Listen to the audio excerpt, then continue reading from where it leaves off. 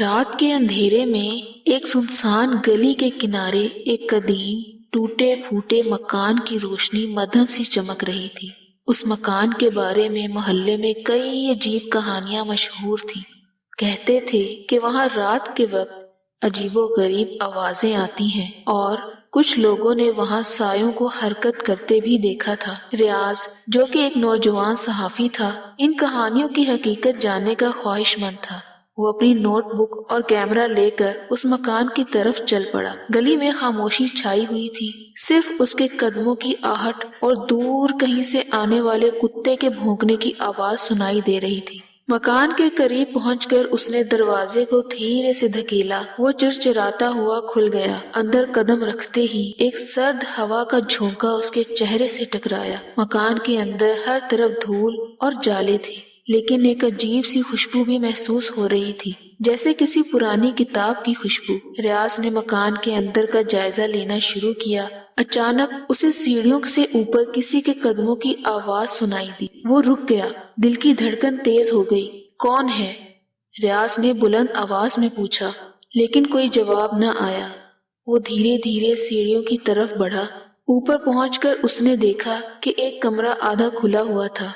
उसके अंदर से रोशनी झलक रही थी। रियाज ने दरवाजे को धकेल कर खोला तो उसकी आंखें हैरत से खुली रह गईं। कमरे के बीचों बीच एक पुरानी मेज रखी हुई थी, जिस पर एक पुराना संदूक रखा था। संदूक के इर्द गिर्द मोमबत्तियां जल रही थी और उनकी रोशनी में एक अजीब सी किताब पड़ी हुई थी। रियाज ने आगे बढ़कर किताब को उठाया। उसके सफ़े जर्द हो चुके थे और उस पर अजीब सी तहरीरें लिखी हुई थीं, जो किसी कदीम जुबान में लग रही थी। अचानक कमरे का दरवाजा जोर से बंद हो गया। रियाज ने चौंक कर पीछे देखा, लेकिन कमरे में कोई नजर नहीं आया। उसका दिल अब जोर जोर से धड़कने लगा था। अचानक किताब के सफ़े खुद ब खुद पलटने लगे और एकदम से पूरे कमरे में एक गूंजदार आवाज गूंज उठी। तुमने हमें जगा दिया है, अब वापसी का कोई रास्ता नहीं। रियाज ने जल्दी से किताब बंद की और संदूक को देखने लगा, लेकिन संदूक खुद ब खुद खुल गया। अंदर एक पुरानी जौहरात से जुड़ी हुई खंजर रखी हुई थी। खंजर को देखकर रियाज की नजरें जैसे जम गईं। उसी लम्हे कमरे की दीवारों पर साए हरकत करने लगे। वो साए इंसानी शक्ल के थे, लेकिन उनके चेहरे धुंधले और खौफनाक थे।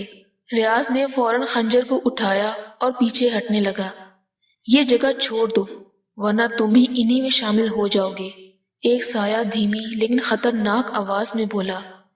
रियाज ने हिम्मत जमा की और खंजर को अपनी जेब में रखा।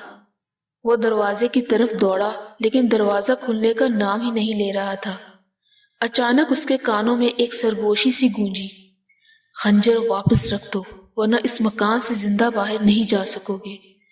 रियाज ने जल्दी से खंजर को संदूक में वापस रखा।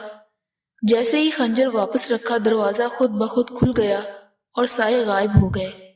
वो जल्दी से मकान से बाहर निकला और सड़क पर आकर गहरी सांस ली।